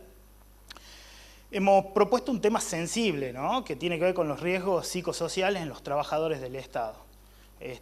Válgase para todas las personas también, ¿no? Pero como un poco era la propuesta esto de la interacción entre todos los organismos del Estado, pero voy a acelerar un poquito porque hay algo que me quedé reflexionando mucho, ¿no? En esto del estrés, y quiero contarle algo. Venimos al mundo bajo estrés. Nacer es un estrés, sépanlo, ¿eh? Estar en la panza de mamá ya es un estrés. En realidad no, ahí estamos en el confort, estamos confortables ahí. cuando salimos al mundo, en el canal de parto, porque sea por la cesárea, por el canal de parto, ya eso es un estrés. El estrés no hay que demonizarlo, el estrés es parte de la vida cotidiana, como lo es la ansiedad. Lo que hay que detectar es cómo está ese estrés afectando nuestra vida y si esa ansiedad pasó de ser normal o funcional a ser disfuncional. Pero yo lo escuchaba a Jorge en relación a la evolución y hablaba recién con Viviana y rápidamente saqué estos datos. Simplemente como para hacer una introducción, porque hoy el tema que creo que nos invita es un poco la salud mental. Entonces yo decía recién, ¿cómo evolucionamos de rápido y cómo el estrés también lo hemos empezado a introducir en nuestra cultura sin darnos cuenta? Este fantasma silencioso que está ahí, que nos afecta, que está comprobado, que científicamente, y que nosotros lo vemos porque somos profesionales de la salud mental, y porque también lo vemos acá en los compañeros del trabajo, ¿no? Simplemente yo quiero que los invito a que hagan esta visualización. En 1876 se crea el primer teléfono. El primer teléfono, ¿sí? Se crea el teléfono, creo que fue Graham Bell, creo que fue ese, ¿no? ¿Quién lo crea? 1876, saquen la cuenta. 100 años después, en 1976, se crea el primer teléfono de línea, o sea, el de la casa, el doméstico, el fijo. O sea que durante 100 años el ser humano se comunicaba como podía, con cartas, la interacción social era a través de esa forma de comunicarse, ¿no? Y pasaron 100 años hasta que un poco se masificó el uso del teléfono. En 1983, o sea, casi 10 años después, se crea el primer celular y ahí nos ha cambiado la vida, ¿sí? Yo siempre digo esta anécdota, al médico el celular nos ha generado más estrés. A los médicos que hacíamos guardia, porque históricamente cuando nosotros hacíamos guardias pasivas, porque los médicos hacemos guardia pasiva, ¿dónde hacíamos la guardia? En la casa, porque ahí estaba el teléfono, porque ahí sabían que nos iban a contactar, y porque yo tenía tiempo para estar en mi casa, leer un libro, estar con mis hijos, ver la tele, bueno, no, lo que puedo hacer, pero yo tenía que estar en mi casa. Cuando se crea el celular, y en 1994, o sea, 10 años después, del 1983 al 1994, se crea el primer smartphone, o sea, el objeto más deseado, creo que del mundo, sobre todo el de la manzana. Y ahí otro aluvión de cambio en nuestras vidas. ¿Por qué? Porque nosotros los médicos dejamos de hacer guardia pasiva en nuestra casa. ¿Dónde fuimos a hacer guardia? En cualquier lugar. Porque el teléfono, el celular, es una extensión de nosotros y nos permite esa libertad. Ya no estoy en mi casa cuando hago guardia pasiva. Estoy o quizás jugando al pádel o estoy trabajando más, porque por lo general lo que estoy haciendo es trabajando más. Estoy atendiendo en otro consultorio, estoy dando clase, porque yo sé y tengo la plena seguridad de que me van a llamar y cuando me llamen voy a tener que suspender. Ahí está la multitarea, ¿no? El multitasking, este fenómeno que está apareciendo ahora y que está encendiendo las alarmas. Y fíjense que en 1997 se crea la red social, ¿sí? Las primeras redes sociales, ¿sí? En 1991 aparece el Internet. O sea, pasamos de tener un teléfono donde lo usamos solamente para comunicarnos a tener acceso a toda la información del mundo. En menos de 10 años. El primer teléfono que se creó hasta el primer teléfono doméstico, 100 años. Desde el primer teléfono celular hasta las redes sociales, menos de 10 años. ¿Sí? Fíjense la velocidad que avanzamos, ¿sí? Y así podemos jugar. Pero hay un dato que me interesa que tiene que ver con esto del genoma humano. Que le preguntaba recién a Vivi, ¿cuándo se crea el proyecto del genoma humano? En el 2003. Y hoy, hace menos de 10 años, me decía Viviana, empieza a aparecer esto, cómo un intestino está conectado con un cerebro y cómo nuestro hábito de alimentación va cambiando.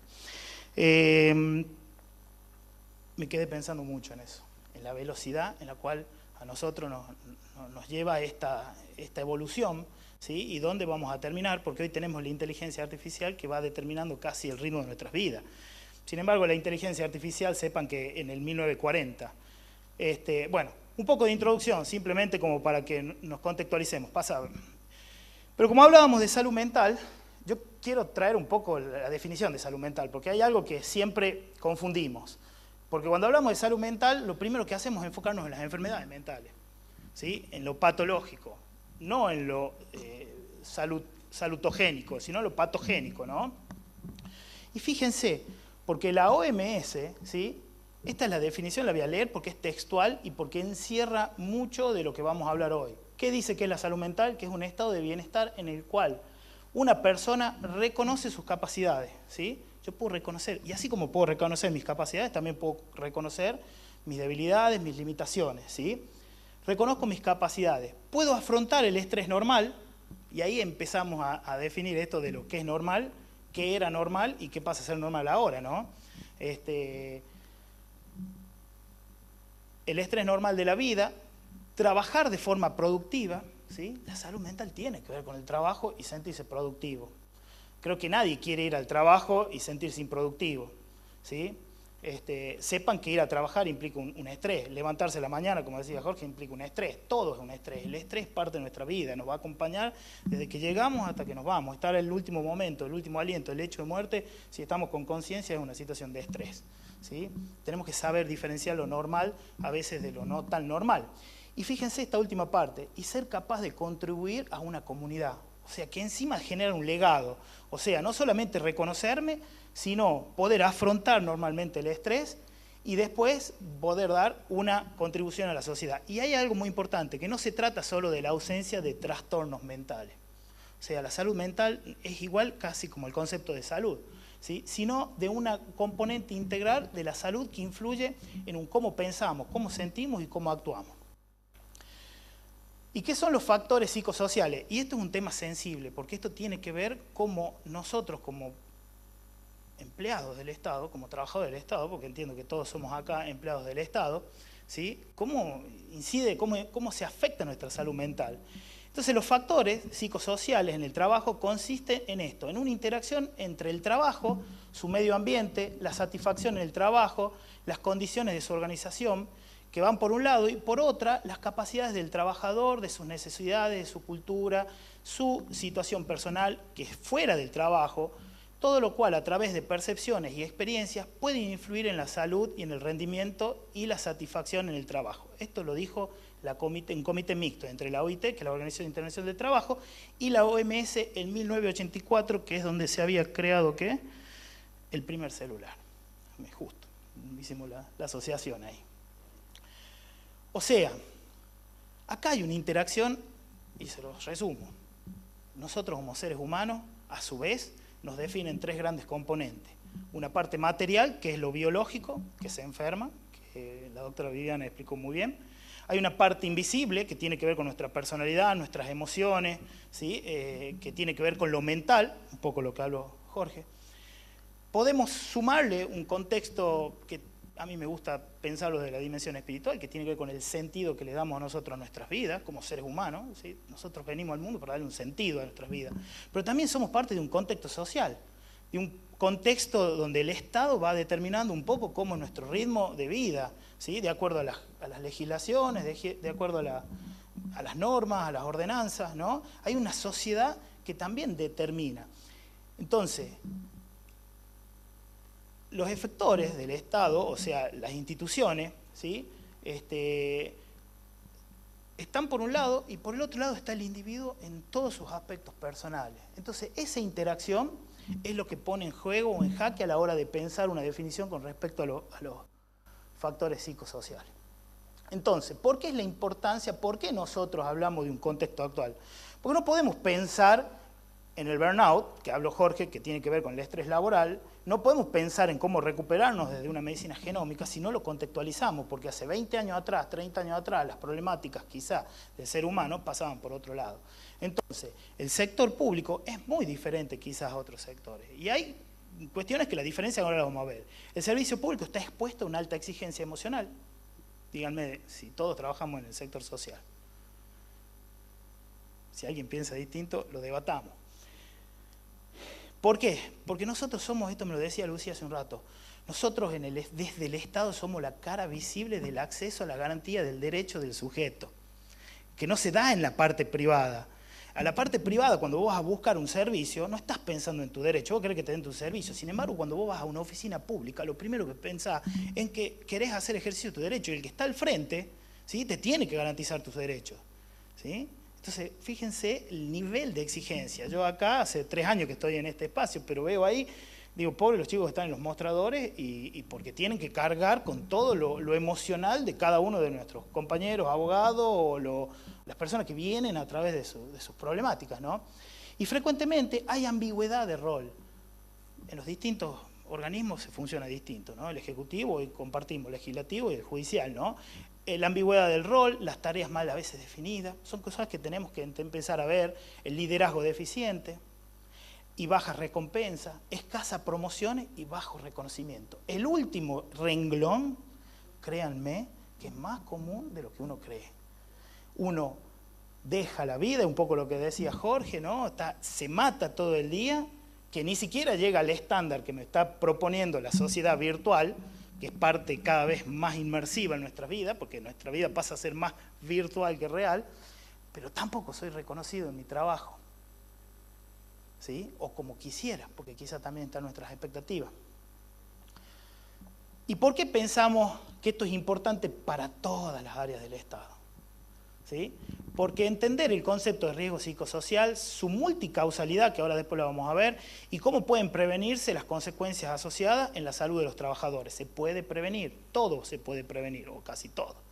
Comprender la importancia de este concepto en relación a otros fenómenos de la seguridad social, ocupacional, de acuerdo al enfoque del acuerdo que vimos recién.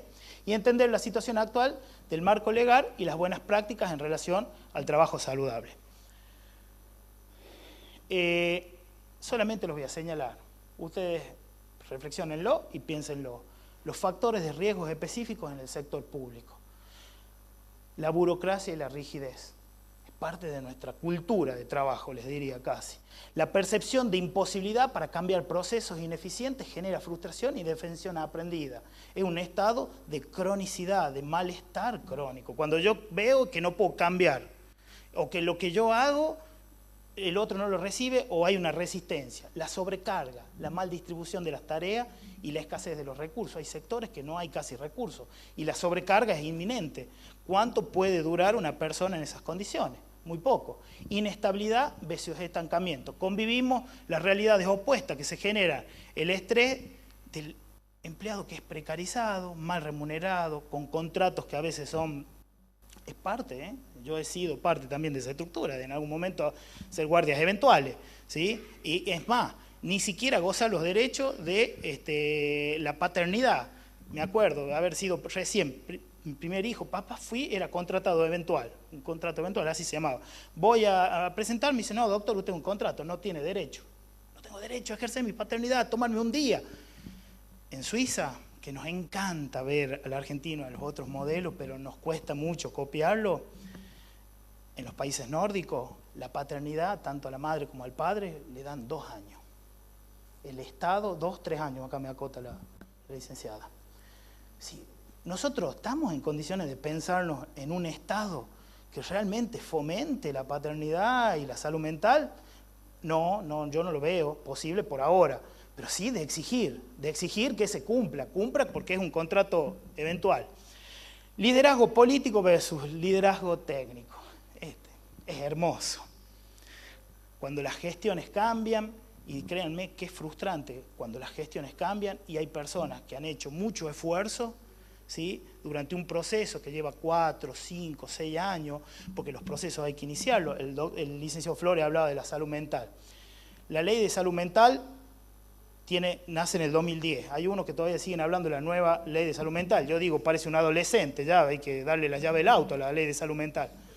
Pero La Rioja también tiene una historia sobre la salud mental, que es en el 2011, que nace la ley 9098. Acá lo veo al doctor Ferreira, que con él hemos militado la ley de salud mental provincial, y después se volvió a modificar en el 2016-17, que es la 10210.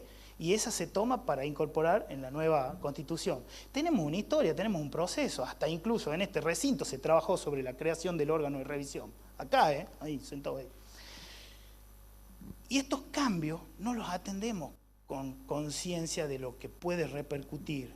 A veces cuando quien toca liderar los procesos, o los decisores, que decimos así, no están quizás a la altura de las circunstancias técnicas.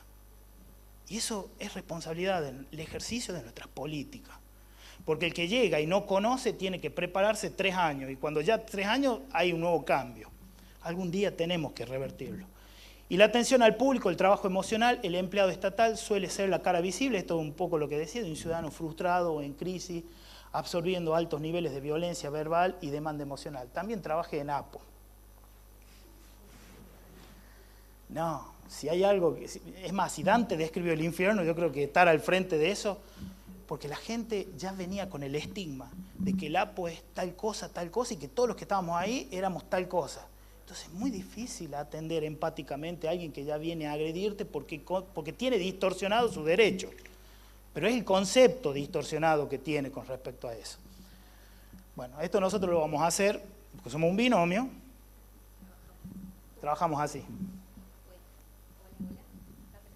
No. Hola, ahí está.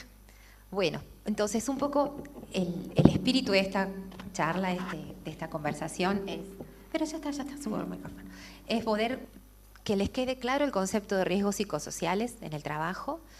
Es importante diferenciar lo que es un factor de cuando esa condición se convierte en un riesgo, ¿sí? En una cuestión negativa para la vida de los trabajadores. Nosotros tenemos un marco normativo internacional muy claro y que nuestro país adhiere desde los años 90, que el trabajador estatal no tiene registro, no tiene conciencia. Y los delegados sindicales, que deberían ser los actores sociales vigilando esto, tampoco lo hacen.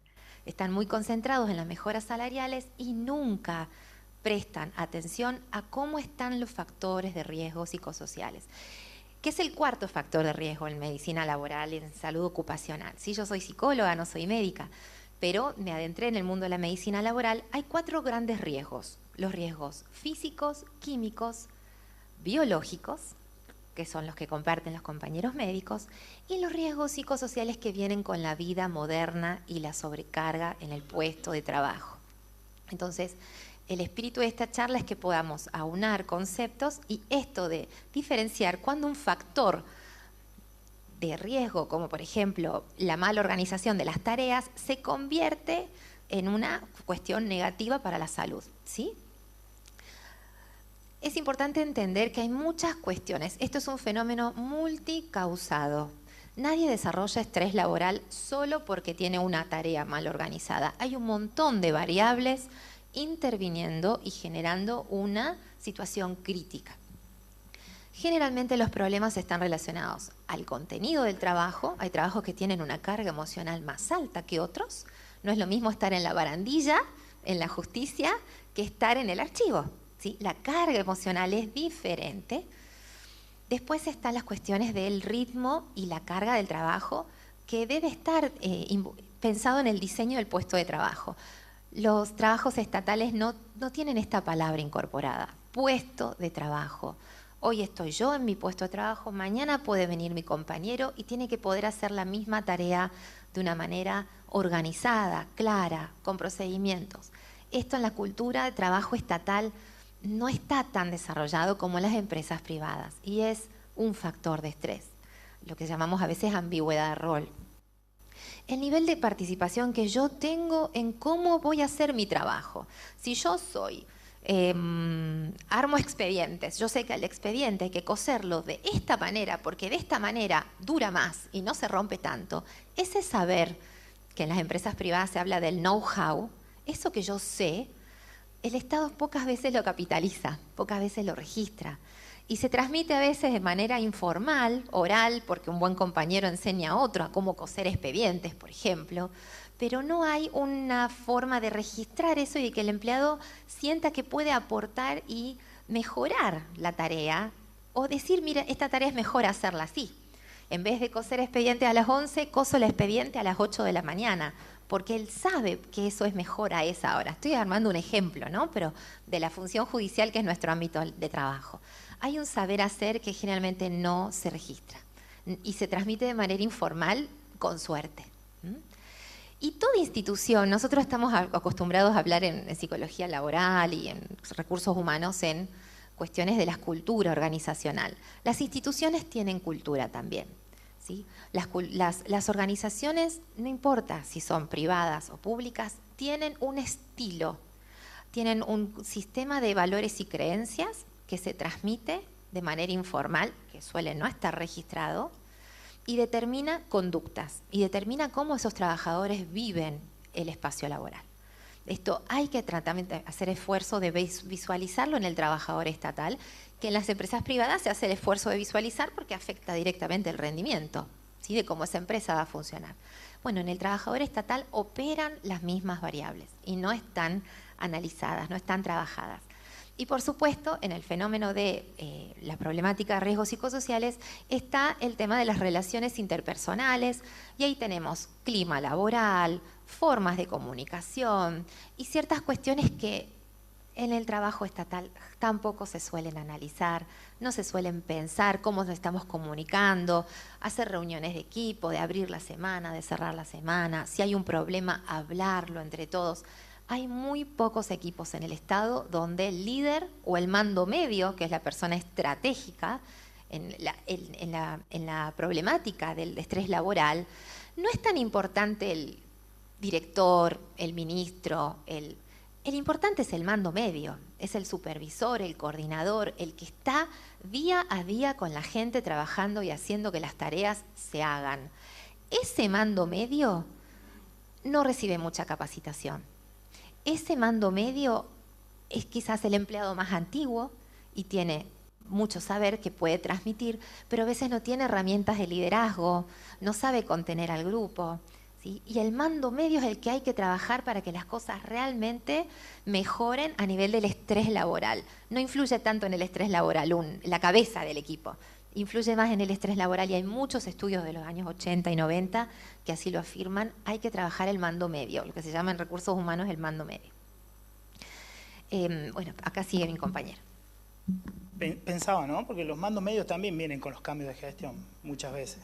Y queda mucho abajo la microgestión, que es el empleado cotidiano, el que siempre tiene que estar pivoteando, ¿no?, en cuál será la impronta cultural. Y pensaba esto de la cultura del trabajo, ¿no? Y cómo nos cuesta por ahí salir de dos cuestiones que se dan, un fenómeno que se da tanto en el empleo público como en las personas con un padecimiento mental, que es el estigma, la estigmatización, ¿no?, sobre la persona que recurre a algún médico y que requiere un determinado plan terapéutico.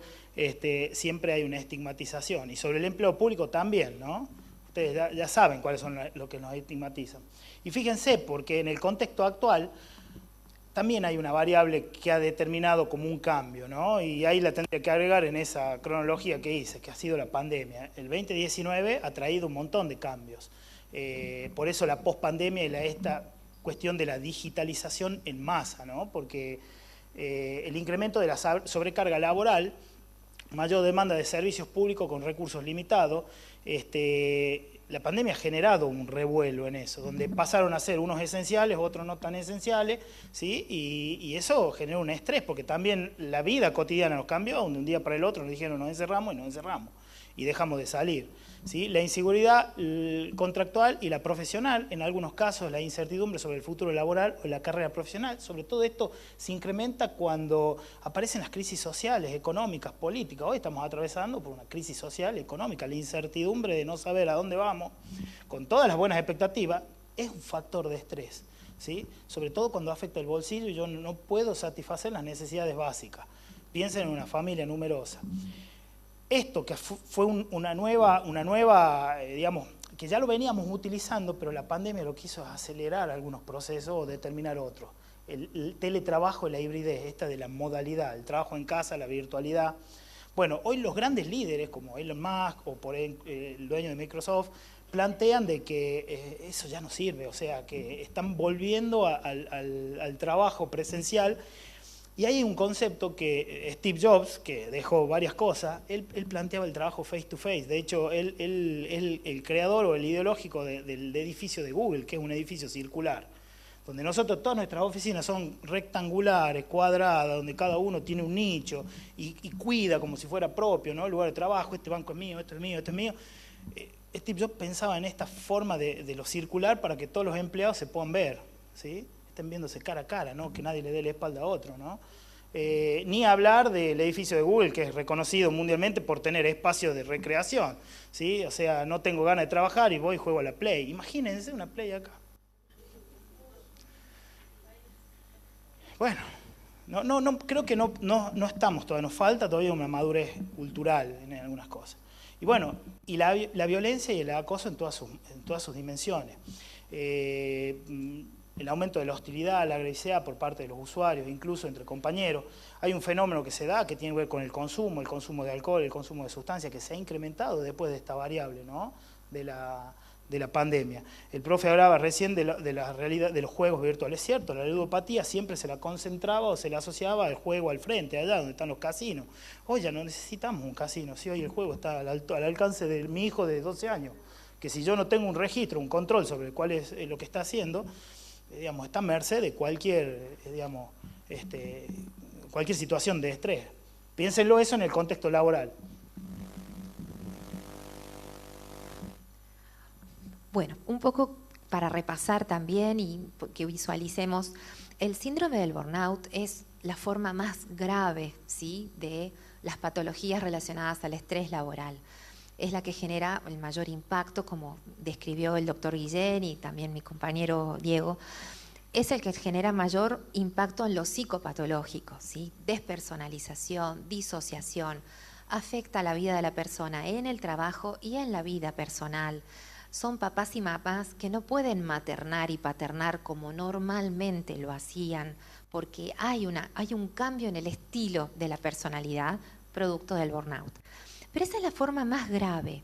Hay formas intermedias que lamentablemente se naturalizan en nuestra sociedad actual, capitalista, exigente, moderna, y tenemos que empezar a visualizar que el estrés laboral crónico es algo que padecemos todos y generalmente los trabajadores estatales también, ¿sí? No es algo a lo cual el trabajador estatal está ajeno. Y tiene estas características y estas coordenadas de la sobrecarga emocional, sabiendo que uno está cumpliendo una función del Estado sobre otro. Y eso determina la típica problemática que vemos en los consultorios, en los servicios de medicina laboral, como por ejemplo hay uno en la justicia funcionando, son las patologías de la ansiedad, ¿sí? Que van a tener el psiquiatra generalmente va a englobar el conjunto de síntomas bajo un trastorno de ansiedad generalizado, y hay poca práctica de relacionar lo que pasa con las coordenadas laborales, ¿sí? Quizás se revisan, se diagnostica, pero hay poca, a veces lo padezco también entre mis propios colegas, ¿no? La necesidad de pensar cómo está viviendo su calidad de vida la persona. Y la mayoría de los trabajadores estatales estamos afectados por esta problemática. Y además las cuestiones específicas del acoso y la violencia laboral, que lo englobamos ahora bajo el concepto de moving, ¿sí? Que es como el similar al bullying de los niños en la escuela. Bueno, el moving es el acoso en el trabajo, que determina patologías también típicas como la depresión, el aislamiento social, ¿sí? Y la baja participación en las decisiones y en cómo yo trabajo genera insatisfacción, ¿sí? Y cuando las personas se sienten insatisfechas, desarrollan conductas compensatorias. Si yo me siento frustrado en mi trabajo, donde estoy 6 horas o 7 horas por día, cuando salgo de mi trabajo tengo la necesidad de compensar ese malestar y cambio conductas y empiezo a afectar otras áreas de la vida por la insatisfacción que yo siento en el trabajo. Y esto hay que empezar a visualizarlo porque genera problemas de salud mental. En esta diapo un poco queríamos como repasar estas cuestiones, el estrés laboral. ¿Por qué le importa al Estado? A ver si nos ponemos un poco más pragmáticos. ¿Por qué le tiene que interesar al Estado esto? Porque por estrés laboral hay altos niveles de ausentismo. Por estrés laboral hay alto nivel de siniestralidad en los trabajos. Hay más porcentaje de tener accidentes laborales que si la persona estuviera bien no va a tener, ¿sí? Le cuesta al Estado plata el problema del estrés laboral y eso hay que empezar a verlo. Por otro lado, los síndromes de fatiga que se desarrollan en cualquier puesto, no hace falta ser profesional para tener una fatiga. Un empleado, como les cuento, en barandilla o en archivo también puede experimentar fatiga. Y en el trabajo se empiezan a visualizar problemáticas sociales que determinan la aparición de patologías y bueno, estamos muy acostumbrados a verlo en el estrés. ¿Sigo yo? Bueno, como decía, el desgaste en el trabajo, el síndrome de burnout es la forma más grave, la más patológica, pero tenemos en abundancia en nuestros consultorios pacientes padeciendo trastornos de ansiedad y trastornos por depresión, donde hay que trabajar con pareja terapéutica, psicólogo y psiquiatra, porque con psicólogo no alcanza, la persona necesita el apoyo farmacológico generalmente, y están muy invisibilizadas las patologías originales que originaron estos estudios de estrés laboral, que son las patologías de la salud física. Si yo tengo un paciente que viene y me dice que tiene cervicalgia, yo tengo que explorar como psicóloga que probablemente está bajo estrés y su cuerpo se está afectando y lo voy a tener que derivar a un traumatólogo o un médico clínico, porque estas patologías impactan en el cuerpo. Los empleados, los públicos también, nosotros también, empezamos a desarrollar gastritis, cervicalgias, colon irritable, montón de trastornos ginecológicos, hipertensión arterial en jóvenes de 30 a 40 años, diabetes que tendríamos genéticamente, y usted me va a saber mejor que yo, la diabetes que quizás se experimentaría normalmente a los 70 años, se manifiesta a los 32. ¿Por qué? Porque estamos bajo estrés. Estrés social, pero también estrés laboral. Entonces, le sale más barato al Estado prevenir y hacer controles de salud que no estamos haciendo. Pero no solo en La Rioja, la mayoría de las provincias no se hacen.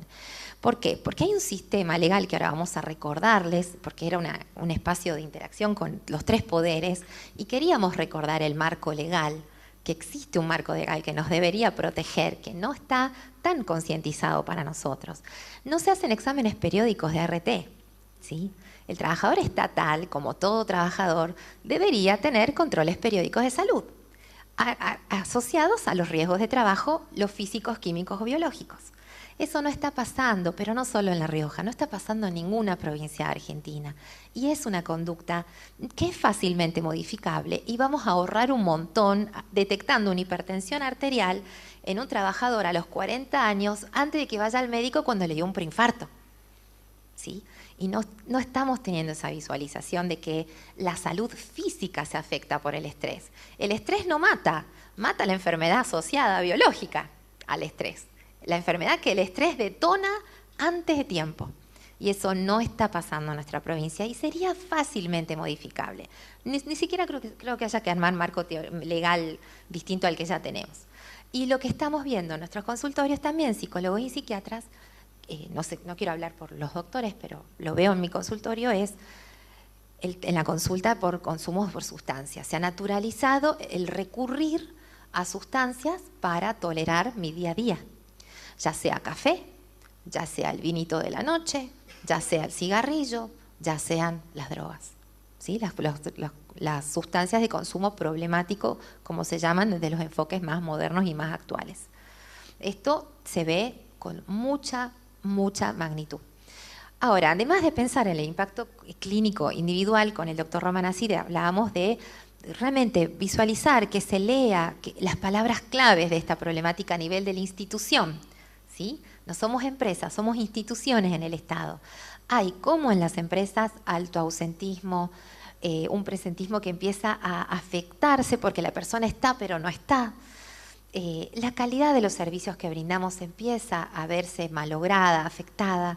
El clima laboral entre compañeros sufre mucho los impactos del estrés y los factores de riesgo psicosociales, y esto termina teniendo un impacto económico en el Estado tremendo, ¿sí? Muy alto. Se ve mucho en docencia.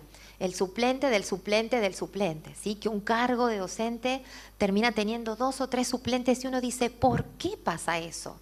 Y eso pasa porque el docente es uno de los servidores públicos que más burnout tiene. Y lamentablemente su sindicato no está cuidando la salud mental de ese trabajador. Pelea por la cuestión salarial, pero no pelea por los exámenes de salud mental, que con lo que prevendríamos el deterioro que llegan a tener estos trabajadores del Estado, ¿sí? Y lo hablo con conciencia y con experiencia porque muchos de mis pacientes son docentes que sacan carpetas médico-psiquiátricas porque colapsan. Entonces, esto es fácilmente revisable para el trabajador estatal y va a requerir un trabajo de interacción con los sindicatos que están para eso y están muy desdibujados, ¿sí? Este es el marco legal que nos rige a los trabajadores estatales y a los trabajadores privados. La ley de contrato de trabajo, que es clarísima y ahora está por ser reformada, lo cual es, lo hablo el señor Flores, que tiene, entiendo, el licenciado, conocimiento de lo que ha sido el proceso de constitución. Todos los que trabajamos en salud ocupacional estamos muy preocupados por la reforma laboral, muy preocupados por la reforma previsional, que piensa extender el tiempo de vida útil del trabajador, cuando ya vemos que hay patologías a los 50 años de edad, que realmente no sé si va a poder ser viable implementar un aumento de la edad del trabajador. Pero este es el marco legal para que lo conozcan. Ley de contrato de trabajo, la ley 19.587, que es la de higiene y seguridad del trabajador, la ley de riesgo de trabajo sancionada en el año 95, que nos protege a nosotros también. ¿Sí? Si bien el Estado es la propia RT, no queda exenta de este marco normativo. Y luego están las leyes provinciales que nosotros tenemos, las del estamento del empleado del Estado, ¿sí? Tenemos nuestra propia normativa, pero que nunca puede ser contradictoria a la normativa nacional. Entonces, este marco normativo está desarrollado hace ya 30 años y no tenemos exámenes periódicos de salud, ¿sí? Lo cual llama un poco la atención. Entonces, hay que trabajar en la prevención y hay distintos tipos de prevención. Los conceptos de prevención, la prevención es compleja, ¿sí? La primera cuestión a trabajar es la de buscar reducir el impacto de los actuales factores de riesgo psicosociales y poder visualizarlos, ¿sí? Te paso el micrófono. Sí, solo para mencionarlo como algunas posibles inquietudes, ¿no? En esto de la prevención primaria, actuar sobre la fuente, entendiendo que hay un aspecto que tiene que ver con el individuo, hay un aspecto que tiene que ver con la institución y hay un aspecto que tiene que ver con el contexto social, porque ese individuo viene de una casa donde hay otras situaciones y que muchas veces las empresas de medicina laboral no la contemplan, no tienen una visión más holística, más abarcativa, ¿no? Es como decir, bueno, si el problema está en el trabajo, está en el trabajo. O sea, lo que le pase a la persona fuera de su trabajo, en su mundo familiar, no importa en ese contexto. Y en realidad no, tenemos que tener una mirada más integral. Por eso también la prevención, empezando por la fuente, es eliminar y reducir el riesgo desde el diseño de una forma de trabajar distinta. El diseño de tareas y roles, mejor de la autonomía del control, los liderazgos positivos y los apoyos sociales, ¿sí? La conciliación en el trabajo, en la familia, ¿sí? Nosotros hoy, nuestro rol desde forense también es laboral, y tenemos que pivotear, y créanme que eso ya demanda un estrés que lo estamos percibiendo cada vez más. Pasa, ahí está. La prevención secundaria, que tiene que ver ya con la persona afectada y su recuperación, ¿no? Buscar manejar los efectos del riesgo y apoyar la recuperación. Aquí el estigma es donde juega un rol importante. Porque cada vez que viene una persona con una carpeta médica psiquiátrica ya es estigmatizada. El estigma más común es pensar que es un chanta, que se está haciendo. No, porque lo vimos en la plaza, porque lo vimos en el baile, porque se subió una selfie y está en la playa. Una vez un médico laboral me cuestionaba que por qué la paciente mía que tenía una depresión no estaba en la casa haciendo reposo. Y yo le digo, estimado doctor, justamente la depresión necesita que una persona socialice. Donde no debe estar es en la casa y en la cama. Entonces tenemos que cambiar los conceptos, tenemos que cambiar la cultura de cómo pensamos la salud mental y no la salud mental, los problemas de la salud mental. Programas de apoyo y apoyo psicológico. Hay un fenómeno que estamos viendo, que si encima cambian las leyes provisionales, no tenemos estrategias que planifiquen una jubilación saludable. No pensamos, de un día para el otro nos levantamos a las 7 de la mañana y cumplimos hasta la 1 y de pronto no vamos más al trabajo. Ni hablar el impacto desde lo económico. No estamos pensando en alguna estrategia, qué podemos del Estado brindarle a esos empleados que ya llevan 40 años de servicio, los últimos 2 años desde otro lugar, que los acompañe en un proceso, que se pueda reinsertar a una etapa nueva en la vida. No lo pensamos, simplemente expulsamos. Ya está, terminó. Y es más, los últimos años le exigimos más que como si hubieran sido los primeros. La capacitación en habilidades sociales. Si hay algo que yo entendí es que la salud mental, o cuando nosotros recordamos la salud mental como un tema, abarcamos del 10 de septiembre al 10 de octubre, porque el 10 de septiembre es el Día de la Prevención Internacional del Suicidio y el 10 de octubre es el Día Internacional de la Salud Mental. Y parecería ser que ese es el único mes que se hablaría de salud mental. No, así como el ESI es parte de una, digamos, de una currícula de la educación, la salud mental también tiene que ser, desde jardín, primaria, secundaria, universidad, todo. Si no hay salud sin salud mental. O sea, entendámoslo por ahí. Fíjense la importancia de la magnitud. Y por supuesto, coincido, tiene que estar en la agenda hoy por el impacto sanitario que tiene, entendiendo que la depresión es una de las enfermedades con mayor carga, morbo y mortalidad en el mundo, ¿sí? Y no estamos exentos, tiene que estar primero en la agenda de las políticas públicas, porque es algo invisible, no se ve, no se lo percibe. Protocolos de violencia laboral, de eso tenemos experiencia, estamos trabajando, mecanismos claros, rápidos, ¿sí? Y la capacitación, no hacerla solamente en esas épocas, extendamos durante todo el año. Tendremos que arrancar con esto a principios de año.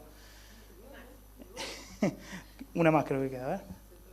Entonces, fíjense, hacia un entorno organizacional favorable. En México hay una experiencia sobre esto. En México hay una ley que promueve que todos los participantes del Estado creen un entorno organizacional favorable. O está planteando que no es solamente responsabilidad del Estado, el Estado somos todos, no es solamente responsabilidad de la autoridad, sino que también de nosotros como parte de ese Estado. ¿Sí? Esto mejora la salud y el bienestar en el servicio público, en la productividad y el compromiso, y la calidad de los servicios y la percepción del ciudadano. Y bueno, y el reto actual es la integración sistemática de todo esto, de los actores, la interdisciplina, la intersectorialidad, la visualización permanente de estas problemáticas, la propaganda, la comunicación, ¿sí? ¿Para qué? Para que el actor, también los trabajadores, como actores principales de esta problemática, puedan ser parte de la planificación de la prevención. Nosotros no tenemos en cuenta muchas veces a lo que piensan los afectados. O sea, vemos desde afuera, desde una perspectiva. Así podemos construir esto, ¿no? Una cultura mediada de seguridad y salud mental en un servicio. Así bueno, espero que sea de interés, les agradecemos, ya estamos con calor, es tarde. Y sobre todo calor porque me parece que el Estado nos está dando un mensaje. Bueno, muchas gracias, les agradecemos muchísimo. Estuvo excelente, así que, bueno, ¿quieren hacer alguna pregunta? Yo quería hacer una pregunta. Rapidito, porque estamos fuera de... Nos han apagado hasta el aire. Interesante. Buen día. No, muy breve. Si bien, doctor Romanazzi, en la Filmina se mencionaba algo sobre el acoso y la violencia laboral, me gustaría saber si usted puede, dos cosas le quiero preguntar. Primero, sobre los efectos que eso produce en el agente y cuál es la solución que a usted se le ocurre, más allá de que sabemos que en la práctica la solución para el empleado es irse, porque bueno, es lo que más fácil queda y lo que más probable sucede. Hay muchas formas de violencia. No solamente la violencia es física, la violencia es institucional, como el mobbing, la violencia es psicológica, la violencia es económica, la violencia es individual, está el ejercicio de la asimetría, del poder y todo lo demás. Yo creo que el Estado tiene que tener no sé si llamarlo una oficina que atienda estas problemáticas, ¿sí? Y porque la mediación, la conciliación aparece ahí como una estrategia, cosa que muchas veces no sucede. El empleado termina yéndose porque no es escuchado, que es lo que nosotros, por ejemplo, hoy vemos acá, que se dan a veces relaciones que son conflictivas, pero uno tiene que atenderlas de las dos partes a esa relación conflictiva y entender y poner ahí un manto de coherencia, ¿no? Por supuesto que nunca se justifica la violencia, ¿sí? Imagino que atrás de un acto de violencia habrá una denuncia, eso muchas veces nosotros lo promovemos, porque muchas veces nuestros pacientes nos plantean situaciones de violencia específica, ¿no? Y bueno, si hay pruebas y hay evidencia, tienen que hacer una exposición, una denuncia, porque corresponde. Lo pienso desde la docencia, lo pienso desde la parte privada, lo pienso desde acá de la justicia, que hoy nos toca recibir a las personas, ni hablar del espacio de la salud. pero creo que tenemos que dejar de naturalizar algunas cosas. Me parece a mí sumamente importante. Crear una oficina de acceso que tenga que ver con la atención de estas problemáticas puntuales, donde se pueda conciliar, donde se pueda reflexionar, donde se pueda llamar a las partes, donde se pueda... Me parece que es una invitación a una cultura diferente de trabajo. Porque muchas veces los recursos humanos técnicos capacitados se van por esto también. Se van hacia otros lugares y perdemos. Pierde el Estado, en realidad, y el Estado es la gente que va a tener acceso a eso.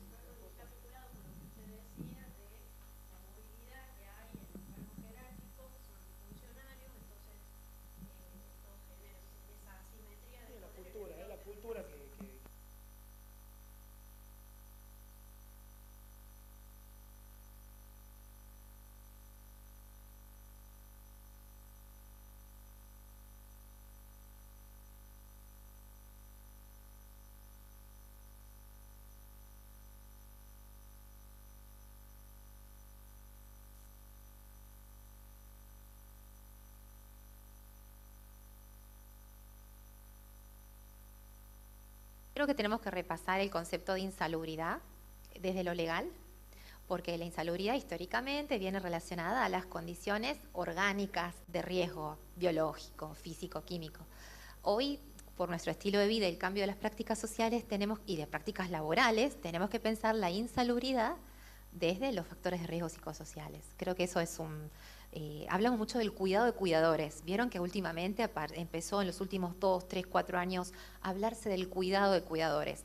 No es cuidado de cuidadores, es la prevención de los riesgos psicosociales en trabajadores que hacen tareas penosas. Los radiólogos, por ejemplo, el año pasado sancionaron una ley que los protege como trabajadores dándoles beneficios, y la ley se titula del trabajo penoso.